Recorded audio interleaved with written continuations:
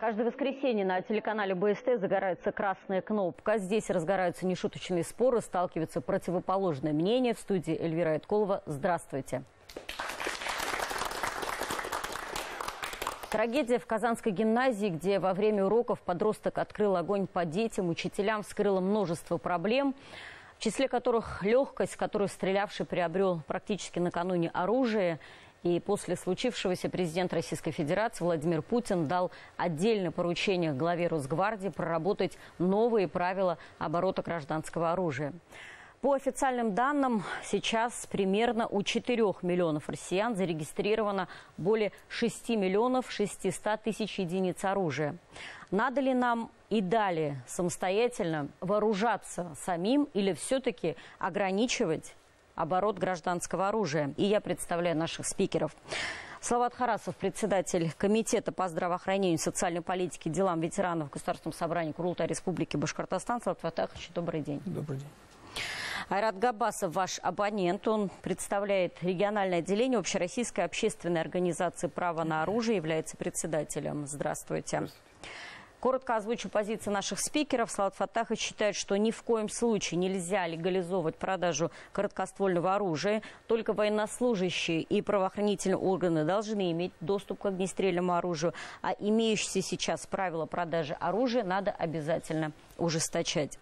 Айрат Касимович считает, что легализация короткоствольного нарезного оружия – это одна из мер предотвращения преступлений. Ограничительными мерами ситуацию не исправишь. И каждый должен иметь право защищаться при помощи оружия. Свои позиции, уважаемые коллеги, вы расшифруете по ходу программы. А я напомню, если вы будете далеко уходить от темы или от тайминга, я имею право нажать эту красную кнопку. Это будет означать сигнал «Стоп». Также я напомню, уважаемые коллеги, которые находятся в нашей студии, что у вас есть возможность поддерживать оппонентов. И также наши уважаемые телезрители могут проголосовать. Голосование у нас будет по вопросу, одобряете ли вы ограничение продажи огнестрельного оружия в России. Телефону, по которому вы можете звонить, голосовать у вас на экранах. Да или нет, мы узнаем обязательно в конце программы. Смотрите прямо сейчас. И если сейчас разрешить и доступно будет оружие, то мы догоним США. Если преступник собирается пойти на преступление, неужели он пойдет с официально зарегистрированным оружием? Я не говорю про конкретный случай, а в большинстве случаев. Охотник, который там 10-15 лет владел оружием, выпил, открыл сейф, достал и пошел стрелять. Убил там за раз 5 соседей. Оружие у моего деда было, и он дрался по пьянке, но ни разу никого не застрелил. Человеку, который берет лицензию на охоту, брать такое оружие полуавтоматическое просто в принципе нельзя. Итак, первый вопрос. Является ли панацеей запрет продажи любого оружия? И почему вы за или против легализации продажи короткоствольного оружия? Коллеги, кто первый? Позвольте я? Да, благодарю вас.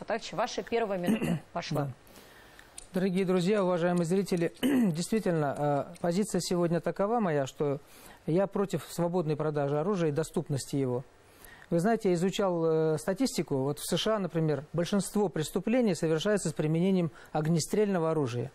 В нашей стране ситуация иная. У нас только 21% преступлений совершается с применением оружия, а 23% с применением холодного оружия, 46% применяется любой подручный материал, вот, какой имеется. И если сейчас разрешить и доступно будет оружие, то мы догоним США. И те страшные кадры, которые мы смотрим в вузах, в школах, на улице, в магазинах, они станут обыденностью тоже. Мы не хотим этого. И да, эта трагедия, которая в Казани произошла, она всколыхнула нас. У каждого есть свои дети, есть внуки, и мы боимся за их судьбу, за их жизнь.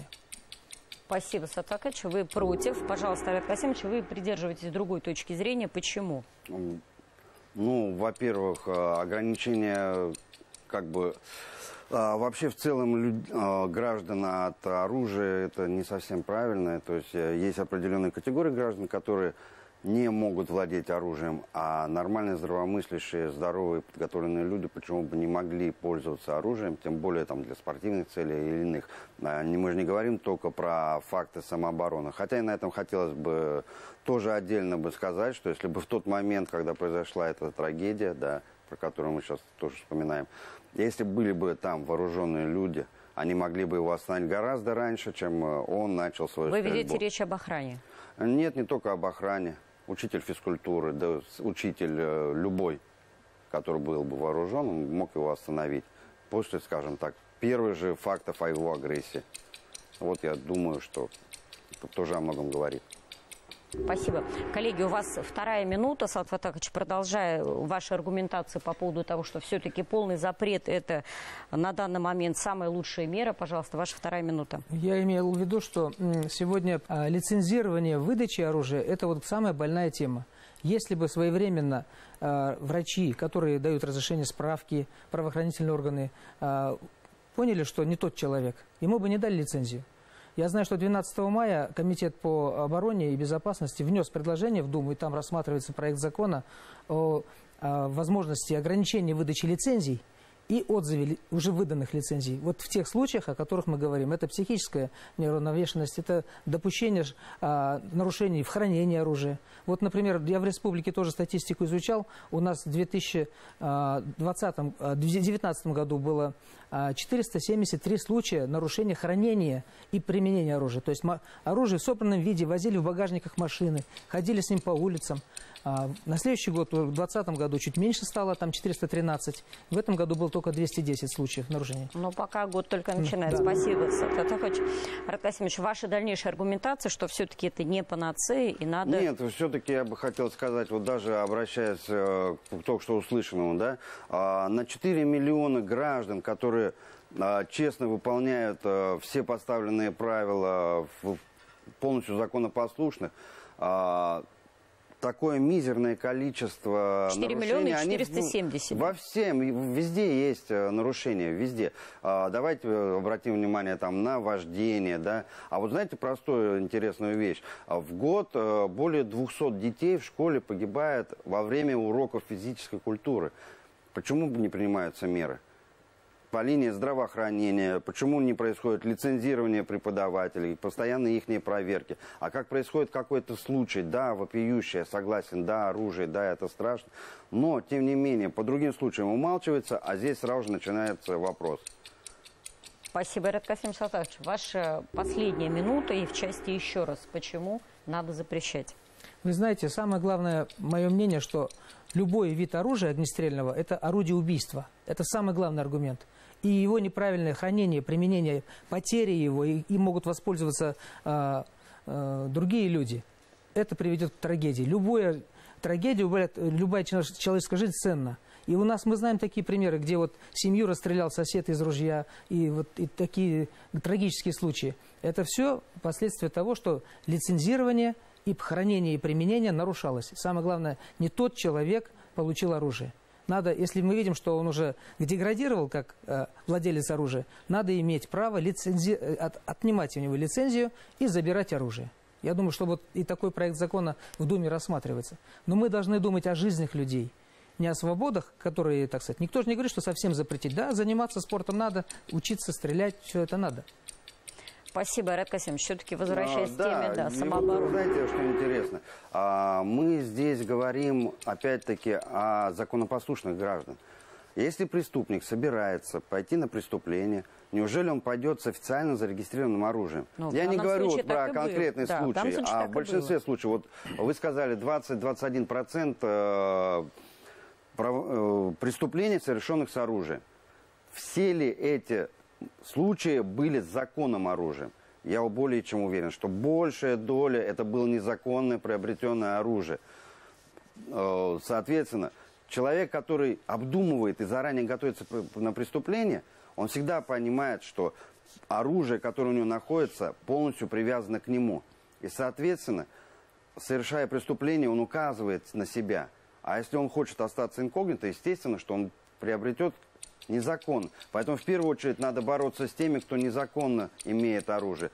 Те с рынком незаконного оружия, которое, как бы ни печально было, наверное, есть у нас. Спасибо.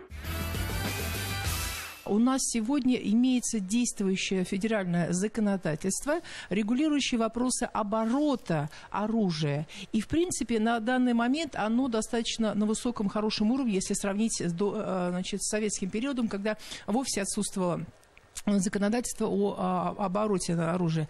Так вот, полагаем, что, в принципе, оборот оружия, его запрещать полностью ни в коем разе нельзя, законодательство становится нормально. А вот то, что касается порядка применения, мы вновь столкнулись вот с этой ситуацией, что порядок применения вот действующих законодательств, а также нормативных актов, которые регулируют порядок пользования, оборота, он, конечно, не всегда отвечает вот реалиям. Поэтому здесь предложение следующее, о том, что необходимо.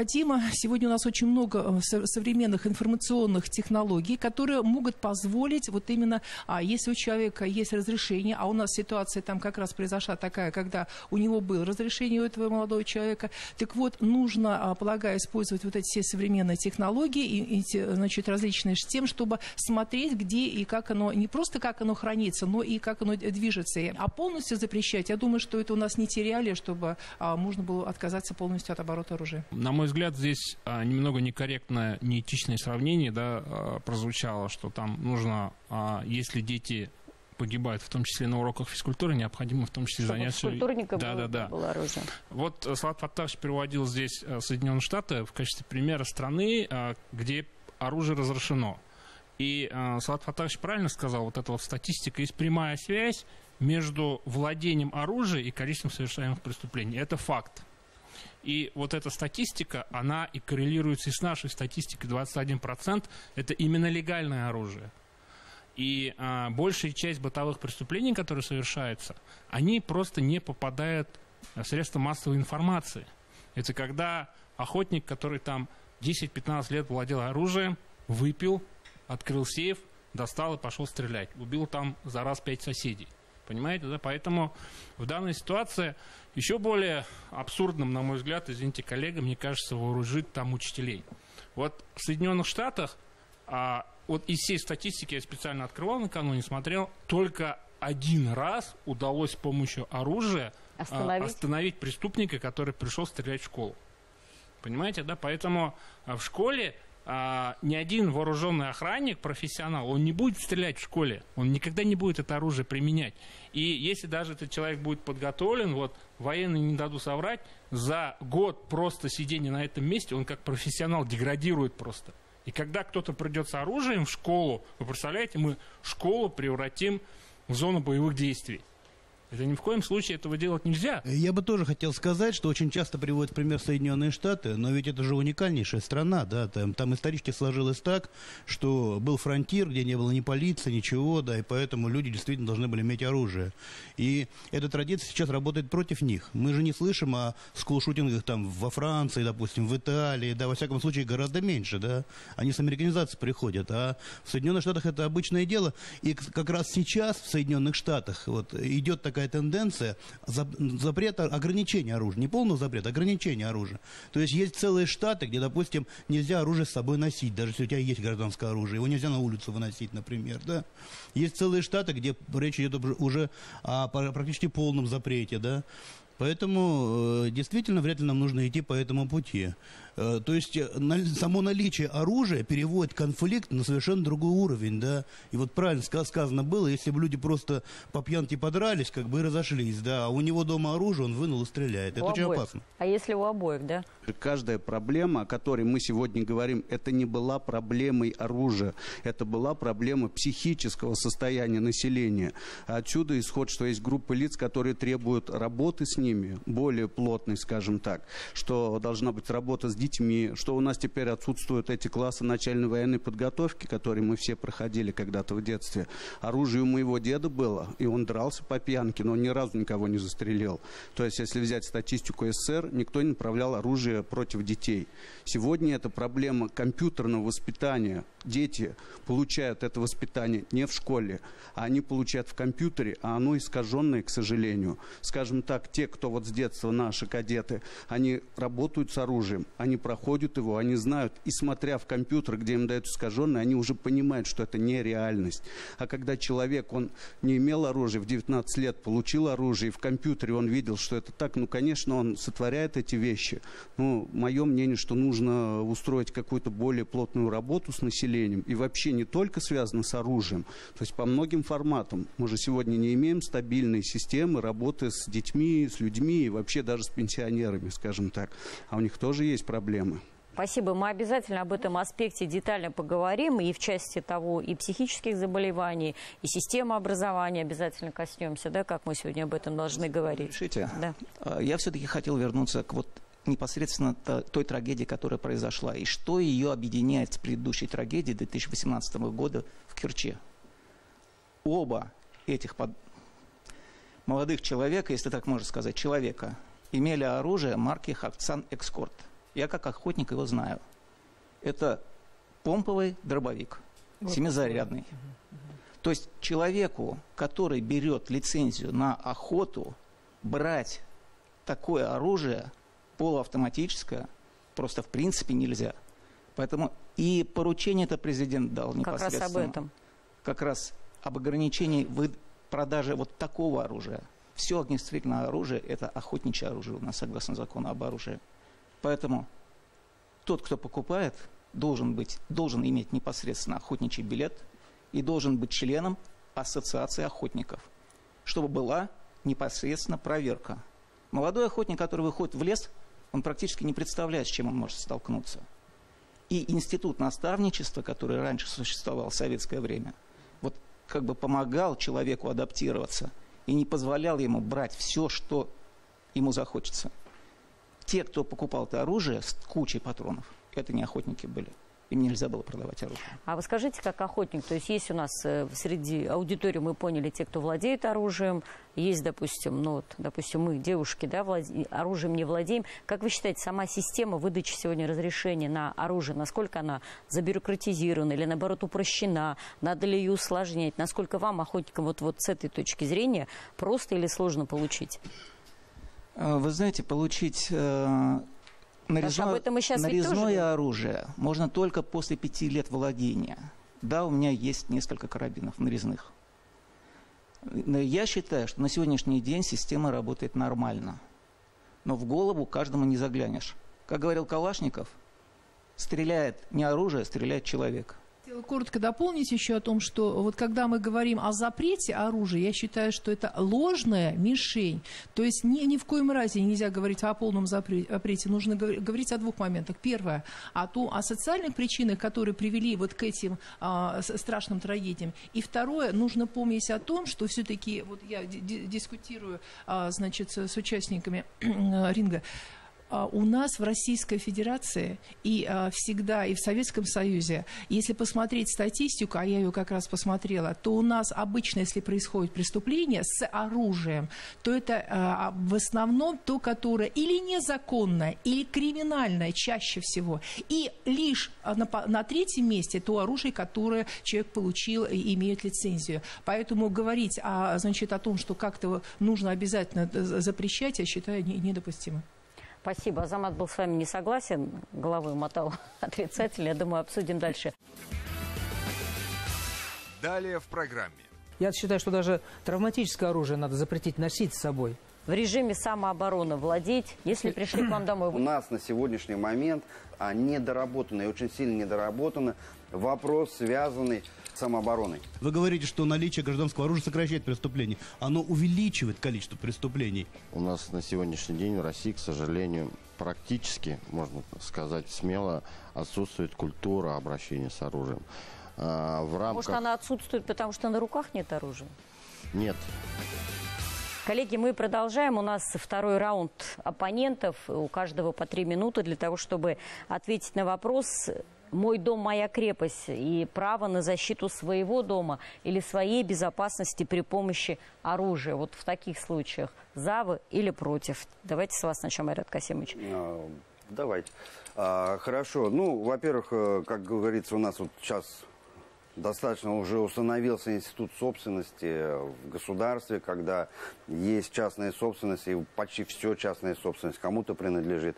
У кого-то есть возможность нанять в охрану, там, государственную, частную охрану, а кого-то нету. Есть квартиры, в которые ломятся преступники. Неизвестно, они вооруженные, невооруженные. Но они должны знать, что за стенами, за дверью, куда они хотят проникнуть, их ждет жесткий отпор любыми средствами, подручными средствами, всем чем угодно. Да, у нас на сегодняшний момент совершенно отсутствует, ну не совершенно отсутствует, а недоработанный, очень сильно недоработанный вопрос, связанный с самообороной. Превышение самообороны и так далее. Не должно быть. Если человек обороняется, он должен обороняться. Здесь нету понятия. Спасибо, Айрат Касимович. Как вы считаете, в режиме самообороны владеть, применять оружие? Пожалуйста. Если пришли к вам домой, вы человек сам, тоже имеющий военное прошлое, то есть опираясь на этот опыт, пожалуйста. Вы знаете, вот действующее законодательство, оно позволяет сегодня в рамках возможностей защищать свой дом. Например, у меня дома есть красная кнопка тоже. Ее нажимаешь, и через 3 минуты приезжают вооруженные сотрудники, которые имеют право применять оружие. И об этом и на заборе везде мне написано, на воротах. И это их практика, профилактики. Поэтому все знают, что если придешь, то обязательно получишь вот такой отпор. А стихийная, вот все-таки, я считаю, что это стихийная самооборона, она опять приведет к тому, что оружие будет утрачиваться, вороваться, применяться неправильно и так далее, и так далее. Поэтому, да, самооборона нужна. Опять же, превышение самообороны. А вдруг по ошибке человек стукнул, а ты его убил. И начинается вот, ну... Поэтому здесь надо очень подходить, в рамках действующего законодательства нужно подходить очень серьезно. И отрабатывать законодательство по самообороне. Я согласен в этом плане с вами. Спасибо. 2 минута, Айрат Касимович. Ну, вот мой дом. Давайте рассмотрим ситуацию не дома, на улице, да? Вот опять-таки, возвращаясь к вопросу самообороны. В свое время, просто вот очень вспомнился этот случай, по телевизору смотрел.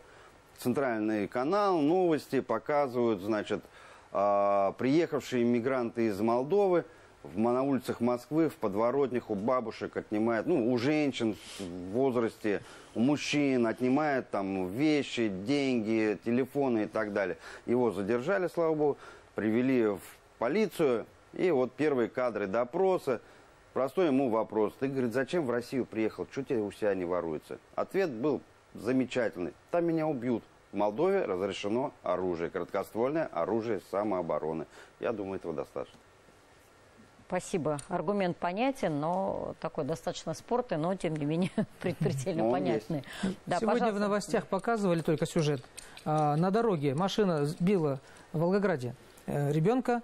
Подошли граждане разбираться с водителем, который даже из машины не вышел, чтобы помочь ему. А он вышел с пистолетом травматическим и поранил там несколько человек. И они все лежали вокруг машины. Вот что значит. Я считаю, что даже травматическое оружие надо запретить носить с собой.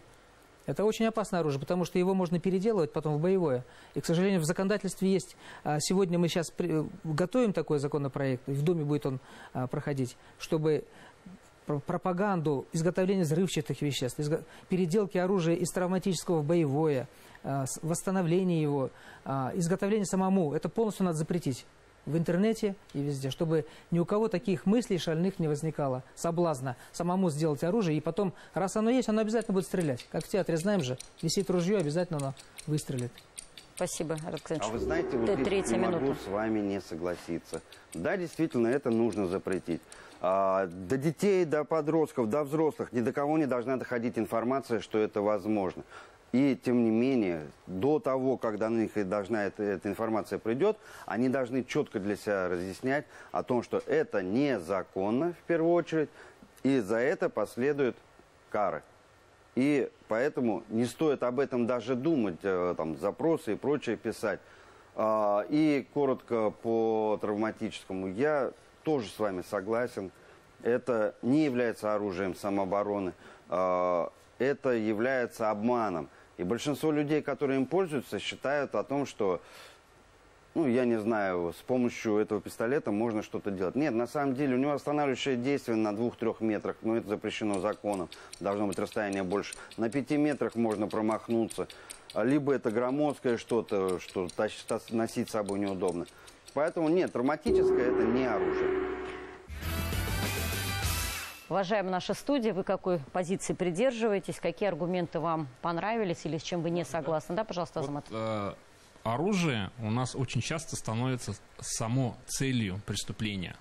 И если, представьте себе такую ситуацию, в школе у охраны будет оружие. Или как вот коллега предлагал у учителя, там учитель физкультуры приходит в школу с оружием. Тогда и учитель физкультуры, и школа станет объектом преступления уже профессиональных преступников, которые придут туда, чтобы завладеть этим оружием. И у нас есть статистика кражи с квартир оружия, когда в квартиру специально приходят для того, чтобы воровать, значит, оружие. И участковый, когда приходит в квартиру осматривать сейф, он требует, чтобы он был прикреплен, там, да, чтобы его нельзя было вытащить и так далее, сломать. Поэтому в этой части, значит, оружие, вот боевое, да, такое вот, ну, летальное, скажем так, оружие, да, раздавать налево и направо, это будет означать, что мы получим дополнительную проблему. Это первый момент. Второй момент, значит, касается того, что если бы у нас все владели бы оружием, вот представьте себе здесь, вот вы приходите, у вас тут кобура, значит, вы ходите с оружием. Для того, чтобы вы смогли применить это оружие на улице, если на вас хулиган будет нападать, да, как вот бабушка сидит, торгует семечками, а хулиган, она достает оружие. Это вот надо носить форму, понимаете? Это надо каждый день с этим оружием тренироваться, его доставать, понимаете, да? Вот это занимает очень много времени, вы себе просто не представляете это, понимаете, да? Или вы ходите, значит, по улице с двухстволкой, там, заряженной уже для того, чтобы заряжаться, чтобы обороняться. И, во-первых, значит, оружие в России у нас применять для самообороны, летальное оружие, запрещено. Понимаете, нельзя его применять.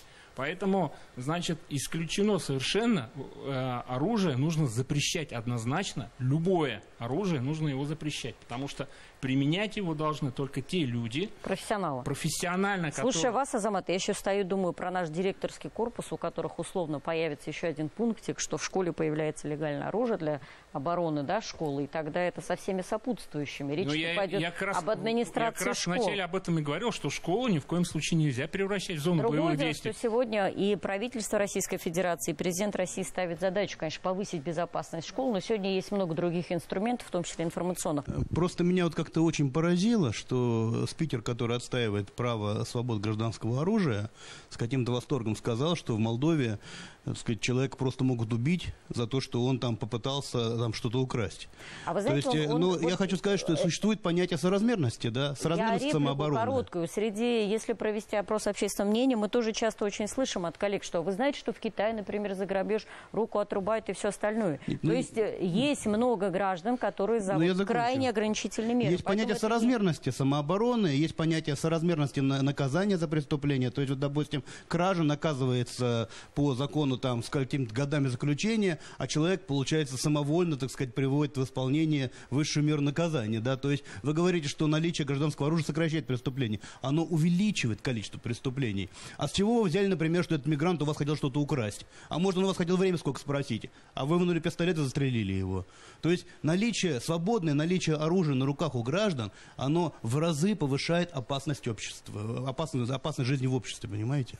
У нас на сегодняшний день в России, к сожалению, практически, можно сказать смело, отсутствует культура обращения с оружием.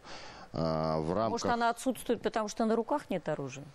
Нет, не из-за этого. Вот у нас в рамках акции есть такая профессия «Родину защищать». Мы вот по городам возим современную выставку вооружения и экипировки вооруженных сил Российской Федерации. И вот я замечаю такую тенденцию, что подходит взрослый мужчина, которому 30-35 лет, да, условно, берет оружие, и у него отсутствует элементарное понимание техники безопасности, когда он нацеливает ствол оружия на себя, а потом еще говорит то, что у него имеется в сейфе сайга, вепрь и так далее, то есть нарезное даже оружие, и с учетом того, что у него, следовательно, эта лицензия уже более 5 лет, и элементарная техника безопасности отсутствует. Поэтому тут, наверное, вот думаю, надо рассмотреть такую возможность проведения курсов обязательных для владельцев оружия по технике безопасности и по обращению с оружием. Вот выше тоже очень правильно сказано. С какой периодичностью? То есть ежегодно это, в момент получения, каждый хотя бы раз в год. Хотя бы раз в год. Потому что любые навыки, они теряются. Вот у нас, например, кадеты в месяц в среднем 12-16 часов обязательной огневой подготовки проходят. И вот, к сожалению, я замечаю, что их незнание, уровень знаний намного выше взрослых людей, которые имеют не учебное оружие, как у нас в кадетской школе, а боевое. И это на самом деле очень страшно. Но у нас второй раунд – это все-таки оружие в целях самообороны. Вот в этой части, как вы считаете? Для самообороны? Тоже вот к этому на самом деле и касается. То есть даже элементарно, чтобы, допустим, ситуацию, когда у человека есть оружие гладкоствольное, когда у него нарезное, есть необходимость обороняться, но не знает, что делать. Да? Он должен знать и уметь. Во-первых, быстрота действий, правильность действий. Вот на самом деле, если у тебя есть что гладкоствольное, что нарезное, не обязательно убивать человека. Можно, во-первых, это предупредительный выстрел. Во-вторых, это уже психологический фактор. Не каждый пойдет, преступник, на человека, который сделал, утрируя воздух, боевыми патронами, он это поймет. Это, вот опять же, не убийство, знание, как правильно его применить, утрирую ранение, да? Этого же нету. То есть у нас все, как правильно сказано, насмотрелись видеоигр, да, и они не целясь направляют на человека, и поэтому на самом деле вот такие пагубные последствия мы видим, как вот с Казанской школы. Мы говорим про город, но мы забываем одну еще вещь. В сельской местности, где бывает из леса выйдет или волк, или медведь, там человеку просто необходимо хотя бы сделать предупредительный выстрел. И вот там возникает, вот мне задавали вопрос по поводу хранения, лицензирования, там возникают большие вопросы по поводу хранения. Откуда у сельского жителя может быть подключение к сейфа, к тревожной кнопке? Откуда? Тем не менее, оружие там необходимо, потому что хоть один гладкоствольный, нарезной, должна быть единица оружия. Хотя бы сделать... Для самообороны, точно. Для самообороны и обороны хозяйства своего. Нужно говорить о том, что у нас разное законодательство все-таки с западным миром. У нас, чтобы доказать... Что это была самооборона? Есть уголовная статья «Превышение пределов необходимой обороны», где, в общем-то, доказывает уже непосредственно сам обвиняемый. У меня было ряд дел, очень сложно доказать, что он оборонялся. За рубежом мой дом, моя крепость. Ты зашел на мою территорию, я имею право применить оружие. Может, даже без предупредительного выстрела. Здесь вообще у этого вопроса есть же два аспекта, да, то есть первое это по поводу вообще в принципе оружия, запрещать, не запрещать, второе это право на самооборону. По поводу оружия их тоже же два, то есть есть у нас короткоствольное оружие, за которое ратует вот некоторые категории граждан, я против него, потому что на самом деле практика говорит о том, что короткоствольное оружие это оружие скрытого ношения, что подразумевает особый интерес у именно преступников. А по поводу охотничьего оружия, да, его как вы можно вообще взять и запретить? То есть там север, Сибирь, Дальний Восток, это там насущная необходимость. Там притом существует же у них упрощенная схема доступа, там вплоть до того, что там 16 лет уже, возможно, что люди будут пользоваться оружием. Это потому что насущная необходимость острая. А разграничить это по регионам, это мало реально, потому что у нас есть свобода передвижения. Вот. А по поводу самообороны, здесь, да, вот правильно, кстати, очень сказал, на самом деле существует очень большая проблема в связи с тем, что очень размыта граница между самообороной и превышением этих пределов. То, о чем мы говорили, да, что достаточно сложно эту статью.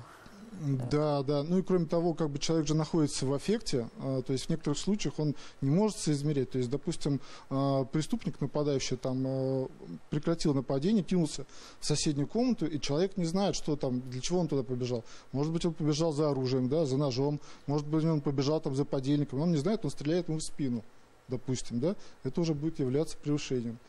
И тут как бы надо разбираться. То есть вот этот постулат, что мой дом, моя крепость, в принципе, у нас практически не работает. Далее в программе. Нужно сейчас принять меры к помповому оружию, штурмовое так называемое, которое применяется в армиях иностранных государств, и оно никак не должно быть ни у охотников, ни у каких граждан. Проблема-то не в гражданах, а вот именно в тех органах, которые обязаны соблюдать. Которые выдавали это разрешение. То есть каких-то законодательных мер дополнительных. Если цепочку смотреть, все-таки аннулировать, это уже мы реагируем на факт, да, а все-таки не выдавать на начальном этапе. Любой запрет, это, особенно у детей, вызывает желание его перебороть. Мы понимаем, что такое оружие, что этим оружием можно убить человека, множество людей. В семье не принято говорить о проблемах. Вот этот казанский мальчик, да, он же был закрытым, был, да, необщительным был.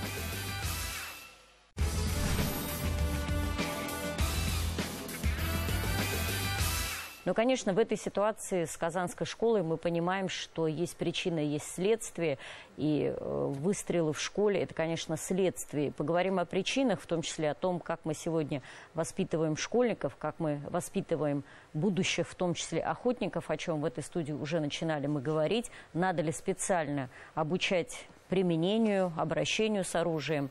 Нужны ли отдельные для этого какие-то действия со стороны государства, общественных организаций? И, конечно, основной вопрос звучит так: надо ли специально об этом с детьми говорить? Не приведет ли это к повышению уровня агрессии, как считают наши оппоненты? Прямо сейчас узнаем. Саат Фаттахович, первое слово вам, ваша первая минута. Мое мнение таково, что нужно обязательно в школах восстановить начальную военную подготовку. Потому что мы, когда учились в этих классах НВП, с нами занимались кадровые офицеры, которые были уже в запасе. Они понимали, как нужно хранить, применять оружие и как нужно обучать молодежь пониманию того, что это очень опасная вещь. И пока ребенок не научится, не узнает законодательство, не научится разбирать автомат, не выстрелит из него хотя бы раз в тире, да, чтобы он понял, что это страшно, это убивает, это пробивает стены, двери, все. И на этом пути все могут погибнуть. До тех пор образование будет оставлять лучшего. Знание законодательства, значит, нужно обучать начальной военной подготовке. Причем сочетать нужно обязательно с патриотическим воспитанием. Это же будущие защитники Родины. И мальчики, и девочки. Вот, в этом плане, да. Спасибо. Айрат Касимович, пожалуйста, ваша позиция. Ну, в плане возвращения НВП в школы, да. Надо ребенка воспитывать, ну как, ребенка, мужчину будущего, да и девочкам это неплохо будет знать. Надо постоянно им курсы проводить, обучать их, возрождать спорт. Вот в свое время были спортивные секции, на сегодня их практически не существует. На сегодня каждая школа имеет комнату, оборудованную для охраны и хранения оружия.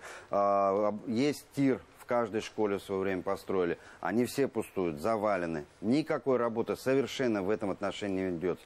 Поэтому, конечно же, когда они вырастают, у них в голове в этом отношении пустота. У них нету знаний никаких. Это первое. Второе. Вот мы опять-таки говорим, что не будет ли являться наличие оружия для занятий с учениками предпосылкой к образованию в школе территории боевых действий? Я считаю, что нет. Я думаю, Азамат обязательно ответит, потому что вы на него смотрели, Саат Фаттахович. Ваша позиция все-таки, если мы проводим с детьми такую работу, это не будет ли повышение милитаризации, да, в школьной среде? То есть интересы к этой теме. Да, все, но человек никогда не интересовался. Я думаю, он взял оружие, да, и ему стало интересно. Согласен с вами абсолютно. Наоборот, я считаю, что отсутствие такого образования, воспитания правильного, оно ведет к тому, что мы получаем недообразованных, недоученных взрослых, которые даже со своим собственным оружием не умеют правильно пользоваться. Поэтому здесь никакой опасности я не вижу. То есть ребенок должен с детства понимать, что оружие это для обороны армии, страны, так сказать, да. Им пользоваться должны только те, кто этому обучен и имеет право на законодательное, на его применение. Это вооруженные силы и все правоохранительные органы. Я считаю, что этого достаточно для нашей страны. И так этого очень много. Но то, что находится на руках, конечно, я считаю, что оно уже есть на руках. Единственное, нужно сейчас принять меры к помповому оружию, штурмовое так называемое, которое применяется в армиях иностранных государств, и оно никак не должно быть ни у охотников, ни у каких граждан. Это отзыв лицензии законодательно, что был закреплен, и ужесточение выдачи лицензий. Спасибо, Рад Касимович. 2 минута ваша. Мы немножечко отошли от темы именно школьного воспитания. Вы знаете, вот любой запрет, это особенно у детей, вызывает желание его перебороть и узнать, что там. Вот лежит оружие, оно лежит в сейфе, да, закрыто. Ребенок будет круги наверчивать для того, чтобы узнать, что там. Если отец не будет его показывать, не будет обучать. У меня в детстве был сосед 2 этажами выше, был охотник. У него ружье висело на стене. Вот тогда такое было разрешено. Мы приходили с его сыном, трогали, смотрели, он нам показывал. Да, патроны, конечно, лежали где-то в другом месте. Но при этом у нас, посмотрели, да, есть, все. И в любой момент можно было подойти, дотронуться до него. И это не вызывало желания к чему-то скрытному. А как только мы начинаем от них это скрывать, у них возникает желание к этому приобщиться. Поэтому надо для них развернуто учить и учить. В том числе, чем отличается от компьютерных игрушек, да, о чем мы уже начинали говорить. Пожалуйста, последняя минута ваша. Да, и самое главное, начинать нужно это с детства.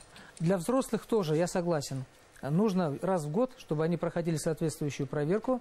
Для всех, кто же имеет оружие и хочет его иметь, это налагает. Конечно, они раз в год проверяются милицией и так далее, выполняют все требования и так далее. Но они должны еще и выполнять соответствующие действия, сдавать какие-то экзамены, зачеты, чтобы мы видели деградацию того человека, который имеет оружие.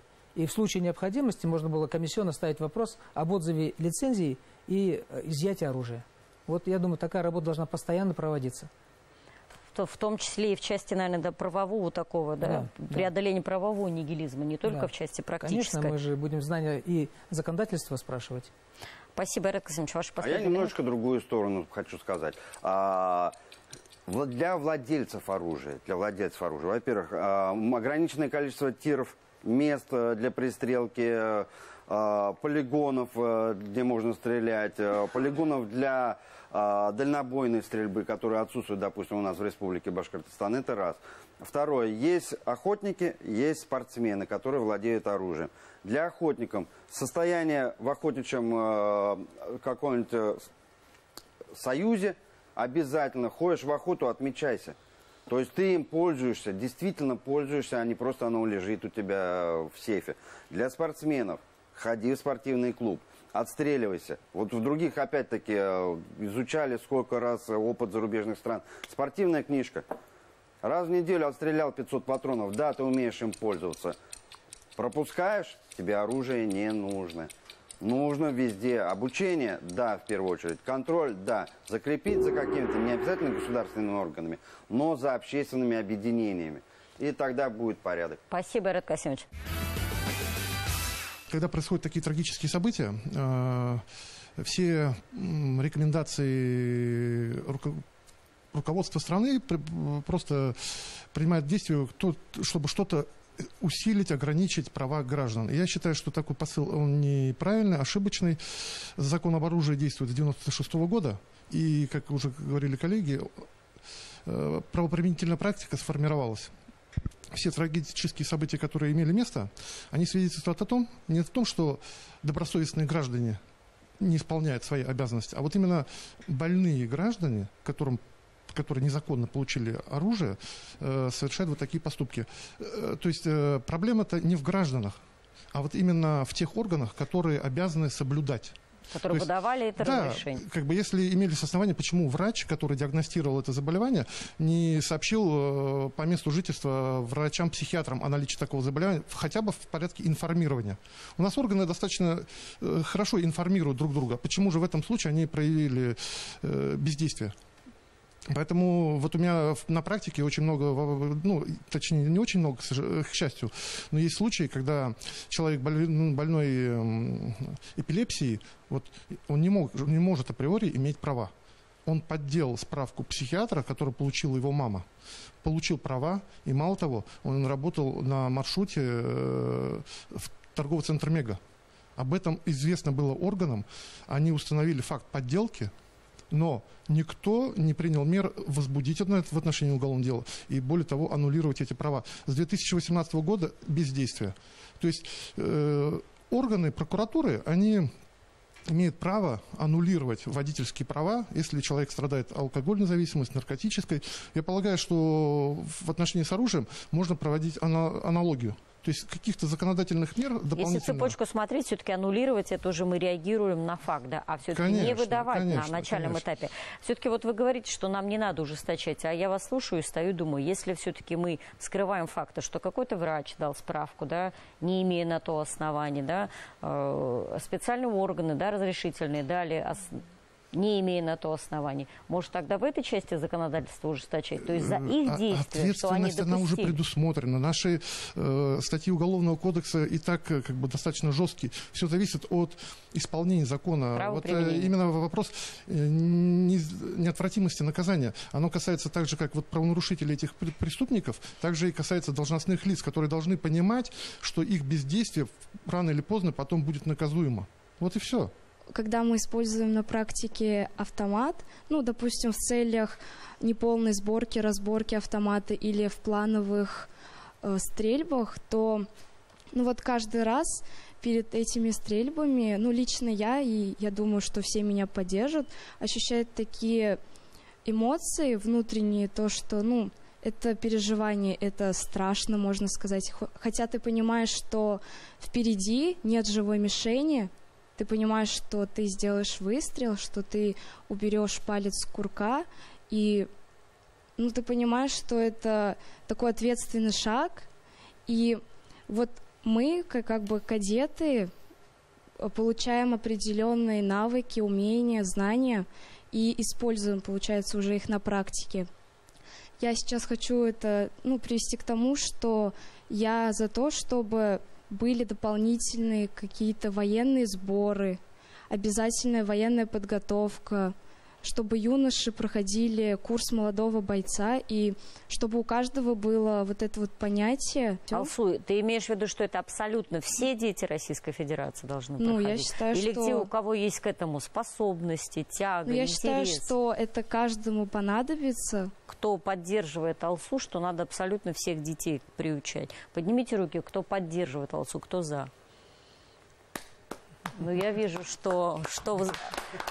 Все абсолютно разные. То есть, вот, например, если взять кадетов и обычных учеников, школьников, то это абсолютно разный уровень. То есть они, ну, как бы так не обидеть, многого не понимают.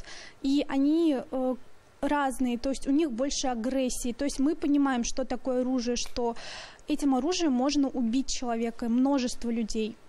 И они этого не понимают. То есть для них это как-то игрушка, то, что для них это прикольно. И вот я считаю, то, что оружие для гражданского населения это не совсем правильно. То есть у нас в стране, что правоохранительных органов нет, они очень хорошо работают. И ну, зачем? У нас страна не какая-то военизированная, у нас не ведутся боевые действия. У нас есть ОМОН, спецназ. То есть огнестрельное оружие – это очень большая такая опасность, и это очень страшное оружие. Адель, почему ты руку не подняла, когда Алсу предлагает, что надо всех абсолютно детей этому обучать? Потому что всех не надо. То есть, например, вот если меня возьмут и скажут, иди на танцы, а я не хочу, это вот мне не нравится, и я не буду это учить, потому что это мне не нравится. То есть это принципиально, мне это не надо, я это делать не буду. Я не согласен с этим, потому что не каждый способен вообще приспособиться к этому. Допустим, кто-то на теории просто слушал от кого-то от друга, допустим, то, что это очень интересно, очень завлекает. Пошел записываться на секцию. Это если мы не берем то, что всех заставляет. И ожидания не оправдали реальность. И получается так, то, что он либо просто начинает бояться всего этого и близко не подходит к оружию. С одной стороны, это очень хорошо, потому что... Такая профилактика, да? Да. И здесь, когда вот говорили об агрессии, да, очень важно знать именно факторы агрессии, да, современные факторы, да, это прежде всего семейный фактор, да, когда статус семьи может быть в материальном плане низкий, потому что сегодня почему-то стимулируются эти материальные ценности, вот у керченского стрелка, в частности, вот именно непрестижная работа родителей, да, также социально-демографический фактор, сегодня много вот именно браков, браков, повторных браков, когда с братьями, сестрами, сводными, вот там тоже, то есть надо и заранее профилактировать, а не тогда, когда это уже произошло. То есть эти дети должны входить в группу риска, потому что они особенно, как бы тоже много примеров, когда из опекунских семей такое происходит. Есть такое опасное поведение, как хэппи-слэппинг, да, когда девочки, подростки избивают мальчиков и потом видео снимают, и тоже вот очень много современных, кибербуллинг, буллинг и тому подобное. Вот здесь факторы, семейный фактор. И обратите внимание, когда речь идет о семейном факторе, да, здесь существует в этих семьях три такие правила. Не говори, то есть не чувствуй. То есть в этих семьях не принято говорить о чувствах. В этих семьях не принято там поцелуи, объятия. И поэтому, если нет опоры в семье такой, да, естественно, мы уже даем это, ну, по возможности компенсируем. Да, для психологи работают для того, чтобы эмоциональный интеллект. Второй момент, не говори. В семье не принято говорить о проблемах. Вот этот казанский мальчик, да, он же был закрытым был, да, необщительным был, и они особо не представляют проблемы для учителей. Он же закрытый, он, ну, так мешает. Был тихий, да, он, в принципе, да, и здесь, и третье правило в этих семьях, это не доверяй. Они никому не доверяют, да, вот именно, и поэтому не умеют работать со своими проблемами, учить детей решать проблемы. Родители должны не идеализировать свое детство, не идеализировать себя, говорить о том, какие проблемы у них были, как они это решали, даже если это неудобные какие-то проблемы. Вот в ситуации вот с этим казанским парнем, если бы к нему домой до получения лицензии пришел бы участковый, опросил бы там родителей, там соседей, взял бы какую-то объективную картину, собрал бы, я думаю, что он бы не получил лицензию. То тот же самый там родственники его могли бы сказать о том, что у него есть определенное отклонение, да, и соседи бы могли сказать о том, что мальчик, в общем-то, агрессивный. И я думаю, что простое заключение участкового могло бы привести к тому, чтобы он просто не получил разрешение на оружие. Переваливать это на плечи психологов, там, психиатров, школьных, тому же, да, у нас все любят валить на школу. То есть, как бы, человек совершает преступление, и нам всегда обществу и государству нужен еще второй виновный. Да? Кто виноват? Вот психиатр виноват, он ему выдал справку, да? А он был здоров на момент получения этой справки. Поэтому в данной части, значит, все-таки это должен заниматься профессионал, правоохранительный орган. Они выдают, Росгвардия выдает лицензию, соответственно, пусть участковый занимается опросом. Мы сегодня говорили об обороте оружия в Российской Федерации. Прозвучало очень много разных мнений, но важно помнить о том, что происходит в наших семьях, что зависит от каждого из нас. С вами была Эльвира Айткулова. Это программа «Красная кнопка».